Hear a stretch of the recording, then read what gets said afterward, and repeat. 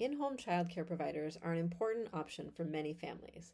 Schedules and support can be responsive and flexible, and you're able to build an important relationship alongside your child in your home. Even though these providers are often employed in homes directly with families, they are still considered employees in the eyes of the state and federal governments. Consequently, there are some critical steps to take as you set up your new hire.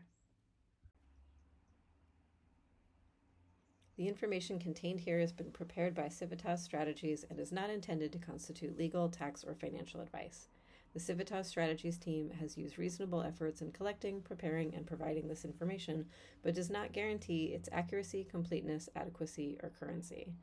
The publication and distribution of this information is not intended to create, and receipt does not constitute an attorney-client or any other advisory relationship. Reproduction of this information is expressly prohibited. The Trustline Registry was created by the California Legislature in 1987 and signed into law by Governor George Deukmejian. Trustline is administered by the California Department of Social Services and the nonprofit California Child Care Resource and Referral Network. To learn more about Trustline, visit their website at www.trustline.org.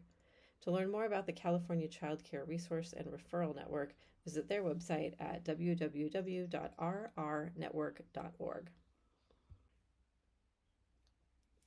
This resource will focus on the licensed exempt child care providers that you hire to work in your home, such as a private nanny or someone in a similar role. These are the most common examples of a licensed exempt provider, but there are others. In California, this category also includes a provider who cares only for their relatives, a provider who only cares for the children of only one family other than their own, certain cooperative or co-op agreements formed by parents to share child care responsibilities, certain public recreation programs, and certain before and after school programs run by schools. After you've selected your new nanny or babysitter, conducting a background check provides additional important information on your new hire. In California, parents and families can utilize the Trustline Registry as it is the only authorized screening program of in-home and license-exempt caregivers in the state with access to fingerprint records and the confidential Child Abuse Central Index of California. All providers listed with Trustline have submitted their fingerprints to the California Department of Justice and have no disqualifying criminal convictions in California or at the FBI or any substantiated child abuse reports in California. Nannies and babysitters placed through a nanny agency are required to be on the registry or to have a current application. For more information about Trustline, go to www.trustline.org. A contract with your hired in-home caregiver can provide the framework for a clear agreement upfront, helping you to potentially avoid any misunderstandings or missteps down the road. A contract should outline mutual expectations, and once signed by both parties, it can serve as a reference or reminder moving forward. A contract between your family and your hired in-home caregiver can be customized to meet the needs of your situation. Here are some things to consider including job duties and related expectations, particularly for desired tasks alongside childcare, such as housework, cooking, or pet duties. Hours, a set schedule if applicable, and pay including hourly rate, gross salary, and overtime rates. How often the provider will be paid. Required tax holdings. Any bonuses or pay raises, and whether they are automatic, timed, or an explanation of what they are dependent on. Specific performance criteria, for example. Benefits including those required by law, and voluntary benefits like a contribution to a retirement plan. Agreed time off, such as PTO, sick days, and holidays, and also an outline of what happens if sick days have already been used or when there is an emergency. Transportation details, like what vehicle is used, tracking gas and mileage, and how that will be reimbursed. Performance reviews, when they will occur and what will be covered. Any set grounds for termination, plus spelling out any required notice or probation processes, and other rules or guidelines for the household or the employee. For example, dietary restrictions, vaccination requirements, CPR certification, regular pickups and drop-offs, etc. As you finalize your contract, look for any vague terms or directions like light housework and opt for specific, clear parameters instead. This will ensure everyone is on the same page. We also recommend going over the document together with your caregiver, getting signatures that acknowledge review and agreement, and keeping a copy in your files as a record. When employers outline clear expectations for their employees, it lays the groundwork for a positive relationship, productive communication, and helps equip them to succeed. If expectations are not set clearly at the outset, you run the risk of miscommunication and low employee engagement. Discussing all aspects of the job with your hired in-home caregiver avoids confusion and aligns your expectations with theirs. Use specific language and examples when discussing duties and house rules. General statements like occasional transportation and light housework can be different things to different people. Instead, clarity like wipe countertops after cooking and drive kids to practice on Wednesdays ensures everyone is on the same page, and it can help avoid future disagreements. Outline what is important to you regarding the care of your children, such as maintaining a specific routine, nap or snack times, for example, planning activities, or taking kids out of the house. You should also spell out any house rules your children must follow. Discuss dietary allergies, preferences, and restrictions, and activities your children enjoy in and out of the house. Be sure to discuss how to handle behavior as well and clarify types of acceptable and unacceptable behavior, and what actions the caretaker should take in response.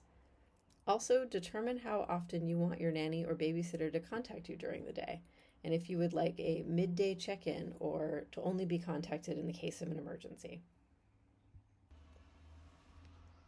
The state of California requires household employers to provide several benefits to their in-home child care providers. If your family's nanny or babysitter is asked to drive their own vehicle, you must provide a mileage reimbursement of 65.5 cents per mile in 2023. Similarly, if they use their cell phone on the job, you should offer a reimbursement with regulations requiring a reasonable percentage, even if the employee's monthly bill does not increase from use at work.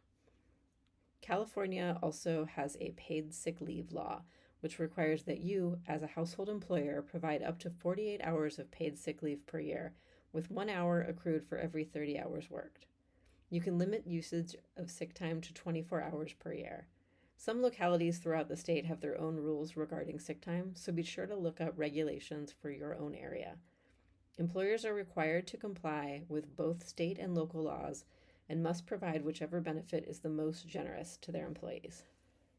Additionally, in California, anyone who employs one or more full-time or part-time employee must have workers' compensation insurance. In most cases, you can add workers' compensation insurance to your homeowner's insurance policy, or possibly renter's insurance if you don't own a home. Check with your current insurance provider to see if you have the option of adding workers' comp to your homeowner's policy. Besides those benefits required for household employees by the state of California, there are other optional benefits you can consider offering. Perks like these help show your employee that you value and respect them, their hard work, and their care of your family. Moreover, offering them as an employer makes you more attractive in the current competitive market. Two significant benefits that employees appreciate are support with health insurance and retirement. And it's important to know that in both cases, you as the employer have several options that range in total cost. It's possible that there's an option that is low cost on your end, is easy to implement, and will go a long way in supporting your child care provider. In terms of other benefits that will further distinguish you from other families hiring caregivers, consider options outside the box like paid holidays, birthdays, offering 1 Friday off a month, an education or professional development reimbursement, even adding them to your gym membership. It's also very common for families to budget for an annual bonus for their nanny or babysitter. Typically, this equals 1 or 2 weeks' salary and is usually given at the end of the year around the holidays. When deciding how much to pay your hired caregiver, the first thing to consider is minimum wage in your area. In California, the minimum wage statewide is $15.50 per hour in 2023, but many cities and counties have set minimum wage rates that are higher than the state. Be sure to look up the rates in your area. Minimum wage is important, but it's not the only factor to consider when determining how much to pay your hired caregiver, since it may not actually be a living wage. The difference between the minimum and a living wage can be significant. You also should consider the typical pay rates for in-home childcare providers in your area. Even if you pay a living wage, it needs to be competitive with other jobs in your community to attract the nanny you want.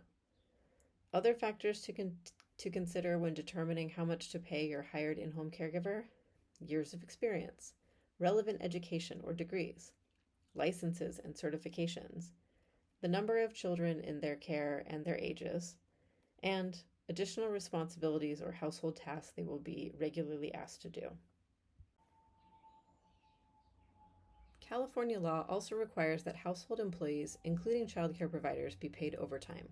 According to the Domestic Worker Bill of Rights, they are entitled to overtime at 1.5 times the regular rate of pay for any hours worked over 9 hours per day or over 45 hours per week, unless they are excluded employees or the employer is excluded under the law. Go to the California Department of Industrial Relations website for more information. Wages for your family's childcare provider should increase over time to keep up with inflation and the rising cost of living. It may be helpful to think about how you will structure pay raises up front, laying that information out in the initial contract. That way your caregiver knows what to expect and you can point to that guidance if the topic comes up in the interim. Every parent or guardian, no matter what childcare situation they have for their children, will find that no one will care for them exactly in the way and manner that they would. Consequently, it's likely that your methods and those of your nanny or babysitter will not entirely overlap. Missteps or mistakes are natural, and usually not an intentional disregard for the boundaries and expectations you've set. Address issues as soon as they arise and focus on using statements that target the situation and not your caregiver. This may sound like, "The children would benefit from more out-of-the-house activities," rather than, "You're not planning enough activities." It's important to make time and space to deal with difficult issues. Set aside time away from the children for you both to focus on the discussion. Hear all perspectives involved to understand various sides of an issue, including the caregivers and the children's. If needed, refer to the contract to clarify and reiterate the rules and expectations you've established early. Then, clarify with your provider and children your understanding of the situation and what you would like to see done in the future to learn, grow, and move on from what happened. The goal is to come to an understanding about what you'd like to see happen in the future. Of course, there are some situations where resolution is not possible even after the best efforts have been made to move forward. In those cases where discipline or termination of the caregiver is necessary, you will need to follow employment best practices. First, identify why your hired child care provider isn't working out. Are there minor things you can address and resolve? Or have your family's needs or expectations changed? It's possible that clear communication or an updated contract could address the issue. In any case, document your conversations and any performance reviews. Be clear about the specific issue that needs addressing, what exactly should be done to rectify it, and the time frame in which the adjustment or resolution should take place, and the consequences that will result if no action is taken. Know what was discussed, plus any agreed upon next steps, and have both parties date and sign. The child care provider may be eligible for unemployment benefits if they have been let go due to no fault of their own. Your kids are too old for a nanny or sitter, for example, and if you've been paying the proper taxes. However, if you're firing your caregiver due to performance, they will not be eligible for unemployment. You will also want to make time to talk with your children about the change and what the plan is moving forward, as an abrupt change can be surprising and unsettling. In-home, license-exempt childcare can be a great option for many families. Building a relationship with your caregiver that includes open communication, builds trust with your caregiver, and helps cultivate a partnership that supports the positive growth and development of your children is important. Once you hire this provider, your home becomes their workplace, and you want to do everything you can to create a relationship that starts off strong and thrives over time. For additional resources to support your family and your child care provider, explore the Trustline website at trustline.org or the California Child Care Resource and Referral Network at rrnetwork.org or at mychildcareplan.org. On behalf of Trustline and Civitas Strategies, thanks for watching.